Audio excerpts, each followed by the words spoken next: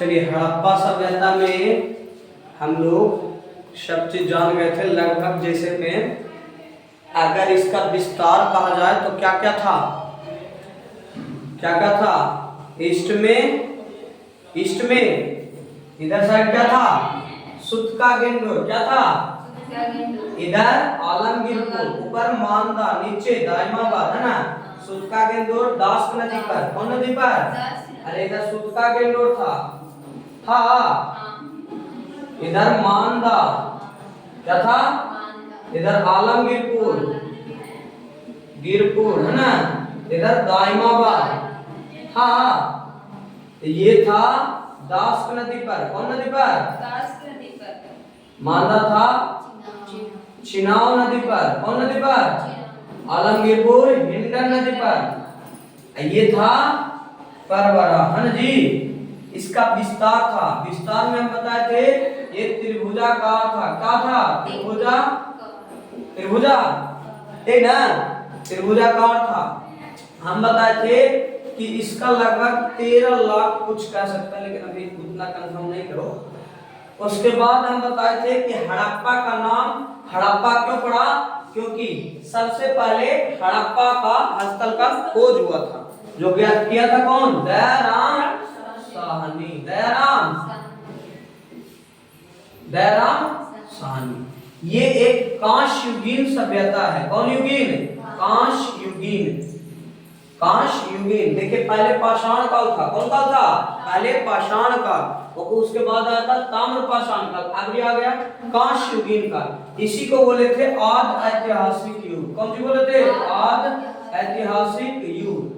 आद ऐतिहासिक युग बोले थे। इस तरह का फैक्ट हो गया था। अगला हम चले थे नॉर्मल कि कौन सा स्थल के कौन खुदाई किया था। कौन सा स्थल के कौन खुदाई किया था, ये पढ़ रहे थे ना। ये पढ़ लिए थे, मतलब ये जान गए थे। तो बताइए, जैसे मैं अगर पूछ दे क्वेश्चन अगर पूछे कि बताइए हड़प्पा का खोज कौन किया था? हड़प्पा का खोज कौन किया था? हाँ, हड़प्पा का खोज किया था दयाराम साहनी। दयाराम साहनी। चलिए, मोहनजोदड़ो के कौन खोज किया था? मोहनजोदड़ो के राखल दास बनर्जी।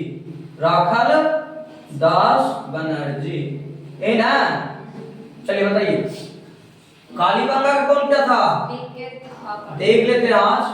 कालीबंगा के बीके थापड़। कैसे पंगा लेगा? कुछ कर देंगे, काला कर देंगे, कोची मार के थापड़, है ना जी। बनावली के कौन क्या था? आरएस बिस्ट। आरएस, है ना। अगला चनहुदड़ो के कौन क्या था? चनहुदड़ो के क्या था? दड़ो मजुमदार, है ना जी। गोपाल जी ना। गोपाल मजुमदार। चलिए, लोथल के कौन क्या था? वो आरएस बिस्ट ना। नहीं, ये नहीं। अच्छा, रोपड़ के कौन क्या था? रोपड़ के क्या था? यज्ञदत्त शर्मा। लोथल के यज्ञदत्त शर्मा क्या था ना। यज्ञदत्त शर्मा, है ना। यज्ञदत्त शर्मा। ये सब इंपॉर्टेंट था। क्या था? इंपॉर्टेंट, है ना। अब ये हम समझ गए हैं, तो अगला समझेंगे नॉर्मली कौन सा? अगला समझेंगे कि अगला हम लोग समझे थे कि हड़प्पा की क्या विशेषता है। क्या समझे थे? हड़प्पा की क्या विशेषता है? तो हड़प्पा की क्या विशेषता है? हड़प्पा जो दयाराम साहनी द्वारा खोजा गया था, दयाराम साहनी ना। कौन नदी पर? रावी नदी पर। कौन नदी पर? कितने अन्नगार? 6 अन्नगार मिले हैं, है ना जी। अन्नगार की संख्या कितने मिले हैं? छह। कितने मिले हैं? बताइए, इसमें मिला था क्या? एक स्वस्तिक, है ना, स्वस्तिक चिन्ह का। किसका? स्वस्तिक मिला था। इसके बाद क्या मिला था? हाँ, 2 मंजिला भवन, 2 मंजिला मिला था। ये सब समझते हैं ना? अगला, अगर ये सब समझ लें तो आगे हम सब के चलना था चनहुदरो के। किसके बारे में? चनहुदरो। किसके बारे में पढ़ना था? मोहनजोदड़ो भी जानते होंगे। मोहनजोदड़ो में स्नानागार मिला था। कुछ मिला था? स्नानागार, है ना जी। चलिए, चनहुदरो। चनहुदरो के पहले खोज कौन किया था? दाड़ोमठ गोपाल जी, है ना जी। गोपाल मजूमदार, गोपाल मजूम क्या था? इसमें कारखाना का साक्ष्य मिला है। कुछ भी मिला है? कारखाना का। किसका? ये आर्थिक राजधानी था। कौन राजधानी?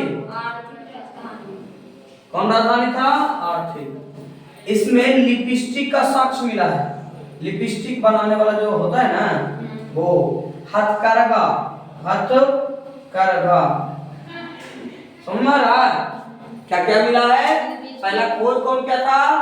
गोपाल जी, गोपाल मजूमदार। कारखाना मिला है कुछ के, लिपस्टिक। इसीलिए इसको ज्यादा कारखाना था, इसलिए क्या बोलते थे? आर्थिक राजधानी इसको बोलते थे। क्या बोलते थे? बताए थे कि इसी जगह हड़प्पा जब समाप्त हो गया था तो एक 2 संस्कृति उत्पन्न हुई थी। एक होता तो झूकर एवं झांगर। झूकर एवं झांगर। कौन संस्कृति? झूकर एवं झांगर।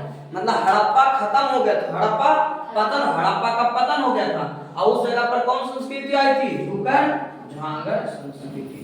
कौन संस्कृति? झूकर झांगर संस्कृति। बस समझ आई? देखो, इसमें और भी लिखा हुआ है, ईंट का बिल्ली पीछा करके। हाँ, एक देखिए क्या है, बिल्ली होती है, बिल्ली होती है ना, इसका पीछा कर रहा था कुत्ता। कौन कर रहा था? उसका साक्ष्य मिला है। मतलब एक ईंटा होता है, सुनिए, एक ईंटा है, उस पर आगे आगे बिल्ली चल रही है, पीछे से कुत्ता उसको पीछा कर रहा है। इसका साक्ष्य कहाँ मिला है? कहाँ से मिला है? चनहुदरो से। चनहुदरो का खोज कौन किया था? गोपाल मजूमदार। कौन क्या था? गोपाल मजूमदार। यहाँ से किसका साक्ष्य मिला है? कारखाना का। किसका? ये आर्थिक राजधानी कही जाती है। हड़प्पा सभ्यता का आर्थिक राजधानी कौन है? चनहुदरो। लिपस्टिक का, है ना, हथकरघा का, झूकर एवं झांगर का। झूकर एवं झांगर संस्कृति कौन सी आई थी? अस्तित्व में आई थी। का हड़प्पा समाप्त हो गया था। हड़प्पा समाप्त हो गया था। देखिए, एक और है, मतलब एक और है, गुड़िया बनाने वाला कारखाना, बनाने वाला कारखाना का साक्ष्य मिला है। क्या मिला है? साक्ष्य। कोई प्रॉब्लम समझे? किसी तरह का कोई खास प्रॉब्लम? चलिए इसको लिख लीजिए। चलिए लिख लीजिए इसको। अच्छा हाँ, एक और एक बहुत इंपॉर्टेंट है, देखो फैक्ट है सर। कांस की बैलगाड़ी, कौन सी बैलगाड़ी? कांस की बैलगाड़ी का साक्ष्य मिला है। कांस की बैलगाड़ी का साक्ष्य किस के? देखिए, अब एक बार बोल लीजिए। चनहुदरो के खोज कौन क्या था? गोपाल मजूमदार। यहाँ किस कारखाना, ज्यादा कारखाना मिला है? कुछ मिला कारखाना, जैसे में लिपस्टिक के, है ना, हथकरघा के, गुड़िया बनाने वाला के, कांस की बैलगाड़ी मिला है ऐसा। तो ये सब झूकर झांगर यहाँ संस्कृति आई थी। कोई प्रॉब्लम? अब देखिए, अगला है रंगपुर। क्या है ना? रंगपुर को सीधा रखना है, मादर नदी के तट पर है। कौन नदी के तट पर है? मादर नदी के तट पर। अच्छा, रंगपुर का खोज कौन क्या था? हैं? कौन क्या था? आर.एस. बिष्ट लिखा थे उसमें।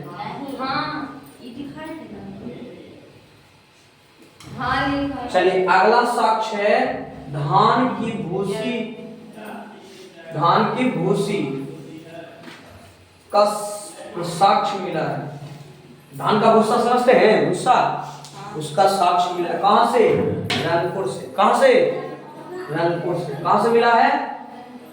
अब सुनिए, कच्ची ईंटों का क्या है?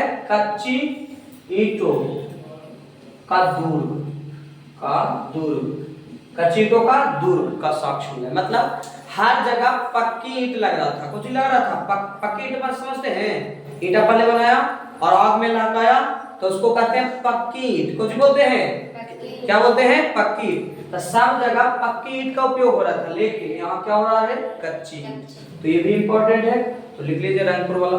तीन को है ये, लिख लीजिए।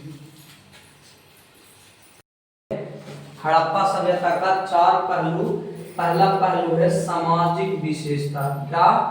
सामाजिक विशेषता, सामाजिक विशेषता। अगला देखना है धार्मिक विशेषता। सब समझाते हैं, धार्मिक विशेषता है ना। अगला है, तीसरा है राजनीतिक विशेषता, राजनीतिक विशेषता। और फिर अगला है आर्थिक विशेषता। इसका मतलब हमको सीधा सा समझना है कि हड़प्पा सभ्यता में सामाजिक परिवेश में क्या क्या हो रहा था ना।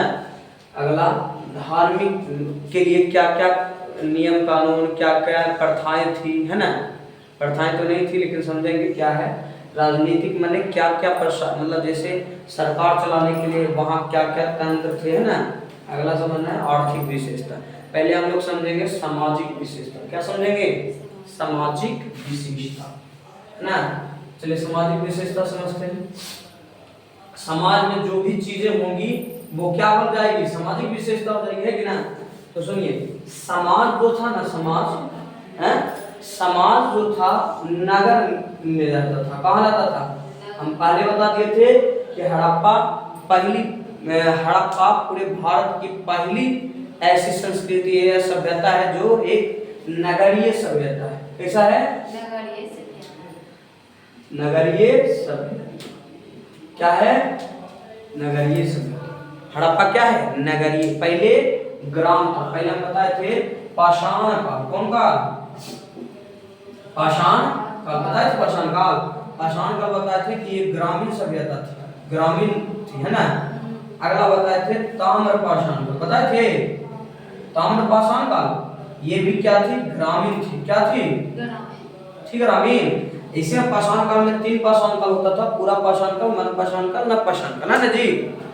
इसमें ताम्र पाषाण काल में एक होता है, ये भी क्या था? ग्रामीण था। ये भी क्या था? ग्रामीण था। पहला ऐसा सभ्यता जो सबसे पहले आई थी, हड़प्पा सभ्यता। कौन? हड़प्पा सभ्यता। हड़प्पा सभ्यता जो क्या थी? नगरीय सभ्यता थी। क्या थी? नगरीय सभ्यता। क्या थी? नगरीय सभ्यता। बस समझ। तो हमको इसके बारे में पढ़ना है तो थोड़ा विशेषता तो जरूर होगा। नगर मैंने नगर समझते ना, ग्राम मैंने गांव, लेकिन नगर मैंने शहर टाइप में थोड़ा सा अच्छा डेवलप होना चाहिए, है ना। समझ बात। तो पहले देखिए, जितने भी समाज में लोग रह रहे थे वो क्या रह रहे थे? कहाँ रह रहे थे? नगरों में। कहाँ रह रहे थे? नगर प्रायः 2 भागों में बटा था। नगर प्रायः एक था ऊपरी नगर, ऊपरी गढ़ी, क्या बोलते थे? ऊपरी गढ़ी। एक निचली गढ़ी। एक क्या होता था? ऊपरी गढ़ी, एक निचली गढ़ी। एक होता था ऊपरी गढ़ी, एक ऊपरी गढ़ी में हम बताए थे कि प्रशासनिक विभाग रहता था। कौन रहता था? समझे? जो थोड़ा ऊपर होता था, जिसको हम बोले थे पश्चिम में था। कौन में था? कौन दिशा में रहता था? पश्चिम। निचली गढ़ी जिसमें आम जनता रहता था। कहाँ रहता? कौन रहता था? आम जनता, जो पूर्व में होता था। क्या होता था? बात समझ में आई? किसी तरह का कोई प्रॉब्लम? हम बताए समाज नगरों में निवास करता था। कहाँ करता था? समाज कहाँ निवास करता था? अभी हम लोग कहाँ निवास कर रहे हैं? गांव में। लेकिन वहाँ क्या इतना विकसित सभ्यता था उस वक्त, 5000 साल पहले जाए तो इतना विकसित सभ्यता था कि नगर में निवास कर रहे थे। कहाँ कर रहे थे? नगर प्राय कितने भागों में बटे थे? दो, एक ऊपरी एक निचली। ऊपरी गढ़ी में कौन रहता था? प्रशासनिक विभाग। कौन? प्रशासनिक। जो दुर्गीकृत था, दुर्गीकृत माने दुर्ग से बना हुआ था, है ना। निचली गढ़ी आम जनता रहता था, बस समझ में। लेकिन अपवाद है, देखिए प्राय नगर दो भागों में ही बटे रहते थे, प्राय नगर दो भागों में। लेकिन अपवाद है, एक अपवाद है धौलावीरा। क्या है? धौलावीरा दो भागों में नहीं, 3 भागों में बटा हुआ था। कितने भागों में? 3 भागों। धौलावीरा कितने भागों में? 3 भागों में बटा।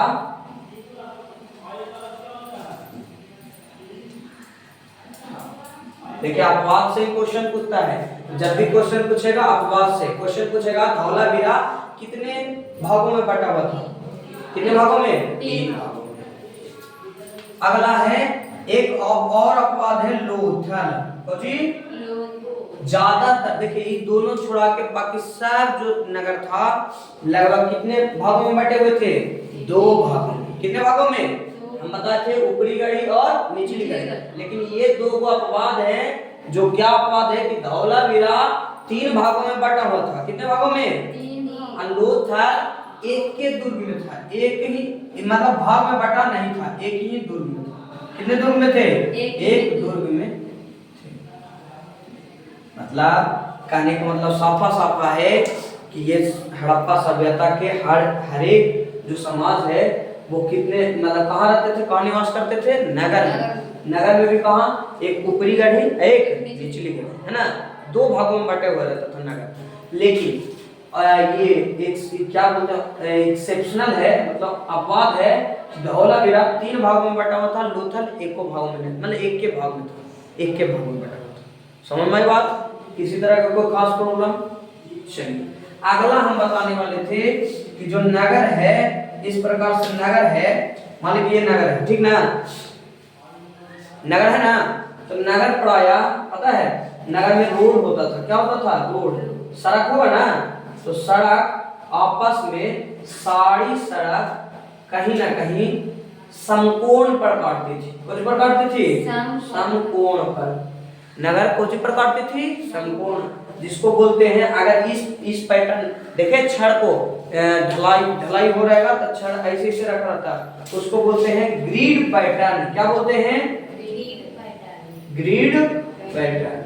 यानी हम कह सकते हैं कि सड़क बनाने में, कौन बनाने में? सड़क बनाने में या फिर गली बनाने में किस पैटर्न का यूज किया गया था? Grid pattern. क्या?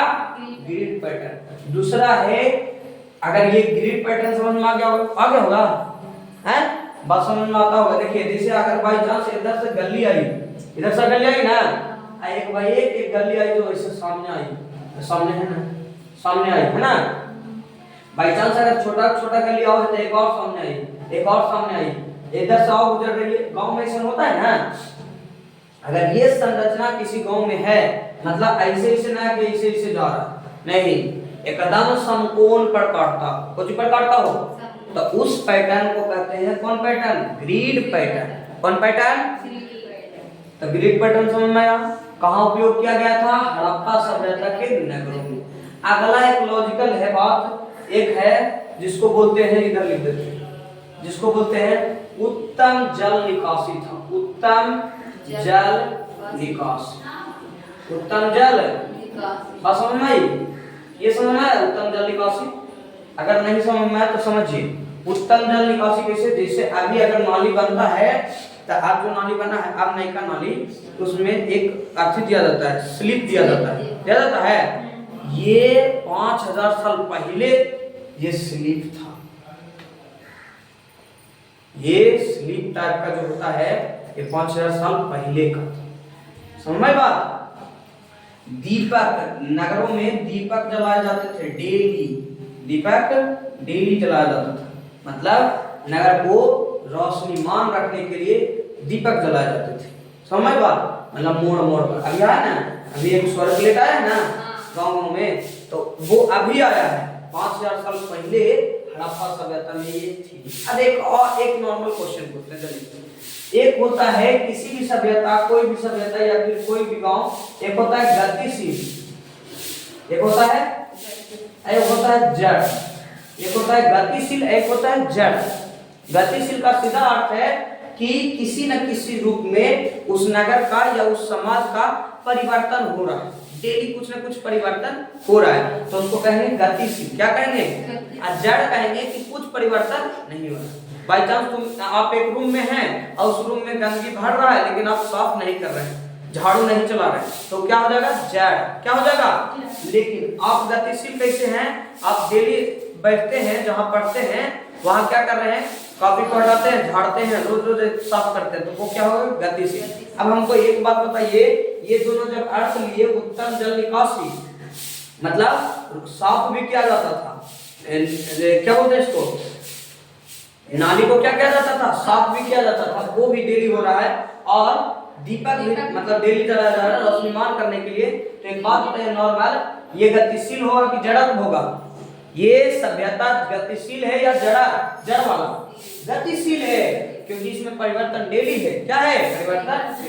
पहला ये भी एक अच्छी हो जाएगा, मतलब क्या बोलते हैं इसको, गतिशील भी हो, एक क्या हो जाएगा? विशेषता हो जाएगा। क्या हो जाएगा? विशेषता हो जाएगा कि ना? कोई प्रॉब्लम समझने में?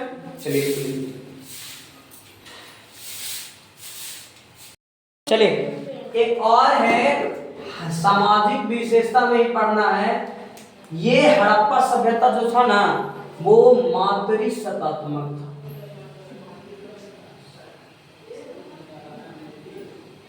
क्या था? मातृसत्तात्मक।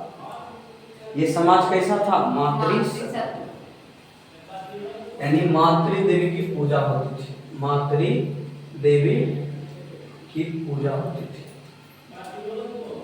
पूजा होती थी। अभी समझा, वही समझा रहे। अभी जैसे बाय चांस अभी अगर हम पूछें, बताइए खुशी, अब किनकी बेटी है? अरे भगवान जी के, मतलब सही बात बताइए, किनकी बेटी है? अरे बताओ तो।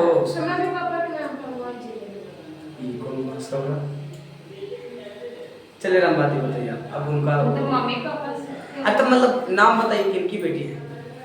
हमें वासुदेवी और दयानंद पौस्मा है कि ना? नहीं, बात ज्यादा स्मार्ट है। ये सब हम लॉजिक पर जाते हैं। किनकी बेटी है? हाँ आप सही बताइए, लेकिन ज्यादा स्मार्ट बन के बताइए। सीधा बोलता है, अभी के समाज में रहने वाला लड़का अगर बोले तुम किनका लड़का हुआ, तो सीधा बोलता है कि हम, पिता का नाम बोलेगा कि हम इनकर लड़का है, जैसे हम बताते हैं। तो ये है कि अभी के समाज में सिर्फ और सिर्फ क्या बोला जाता है कि हम इनका, पिता का नाम बोला जाता है, हम उनका बेटा है ना? तो पहले बोला जाता था मातृसत्तात्मक होने तक माता को आगे रखना, माता जी को। तो हम पहले किनके बोले? मम्मी के, तब पापा के। तो वही तो बोले कि आप एडवांस होके बोलती, आप सोच समझ के बोलती, सोच समझ के, लेकिन ऐसा है नहीं। अभी बोला जाता है सीधा कि हम इनके बेटी हैं, मतलब पापा जी के नाम। मम्मी से जाने पापा से जाने। अब सुनिए बात, एक दिन हमरो ऐसे हो गया था, एक विवादित था मामला, हम यूट्यूब पे देख रहे थे। तो यूट्यूब पे हम देखे थे, एक लेडीज थी जो लिखी कि आजकल के समाज इतना खराब हो गया है, मतलब आजकल के नहीं, इतना खराब, भारत के बारे में खराब बोल रही थी, लिख रही थी कि भारत इतना खराब है कि पुरुषों को जाते अधिक महत्व देता है, ये देता है, लेडीज को ऐसे ऐसे बोल रहे थे। तो उसको हम सीधा भाषा में, हम भी कमेंट, उस वक्त हमारे में भी जुनून था, तो हमें सीधा, हम ये सब पढ़ा थे, तो हम सीधा एक बार टिप्पणी दिए कि आप पढ़े लिखे नहीं। सही बात होता है, अगर जो पढ़े लिखे रहेगा तो उसको पता रहेगा कि असली समाज, जिस समाज को हम अगर गलत शब्द बोल रहे हैं, कुछ बोल रहे हैं, तो वो समाज आज खराब बना है।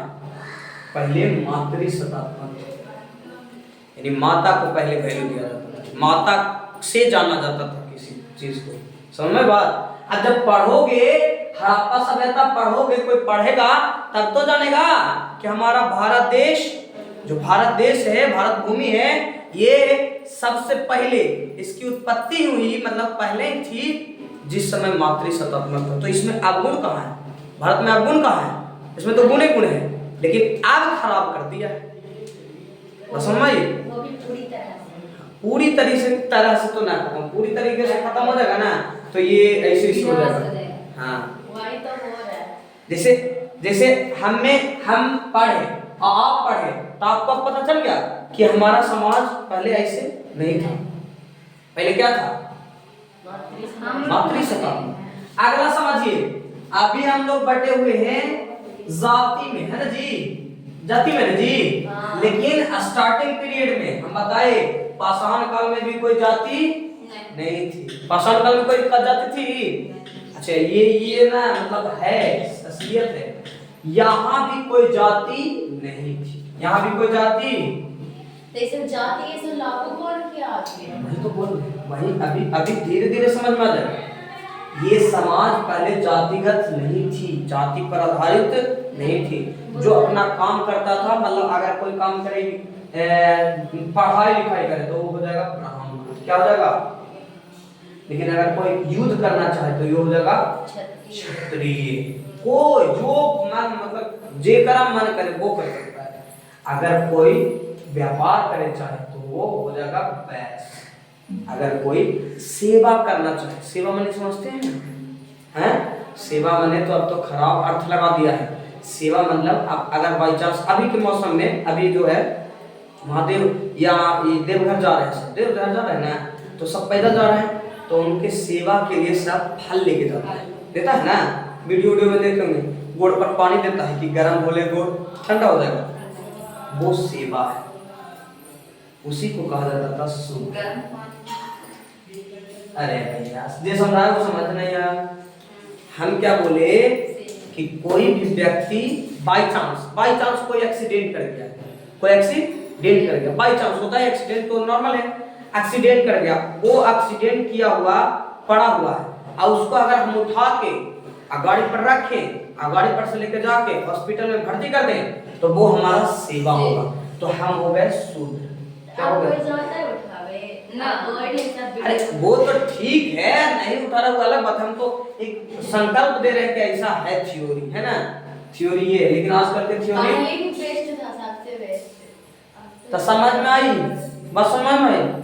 चलिए इसको उतार लीजिए, फिर अगला चलते हैं। चलिए धार्मिक जीवन समझिए। धार्मिक जीवन में जो ये था, मातृ देवी का तो पूजा करता था, ये बताए थे, बता दिए थे ना, मातृ देवी का पूजा, है ना जी। दूसरा एक ऐसा साक्ष्य मिला था जो हम बताए थे, वो मिला था हड़प्पा मोहनजोदड़ो, है ना, मोहनजोदड़ो। शिव के अंकन वाला पशुपति शिव का जी, पशुपति शिव का, यानी ये शिव से भी लगता है, वाकिफ थे हम कह सकते हैं। पशुपति शिव के अंकन वाला मोहन मिला था, के अंकन का मोहन। एक और था कि एक और दृश्य था जिसमें क्या था कि एक लेडीज के उधर से पेड़ निकलते हुए, कुछ निकलते हुए, मतलब जो पेट होता है ना, स्त्री के गर्भ से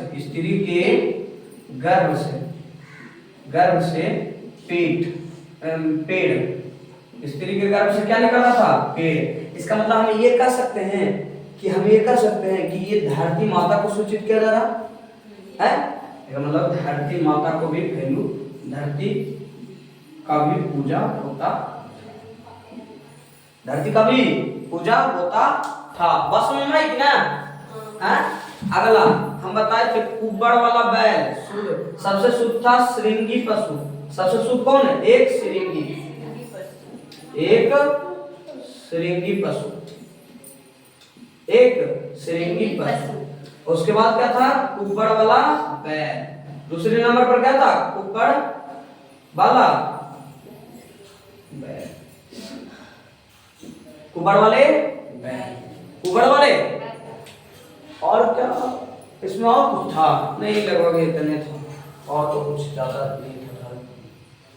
चलिए इसको लिख लीजिए। मातृ देवी तो समझ में आ गया होगा। चलिए खत्म। आज के लिए इतना ही, बाकी कल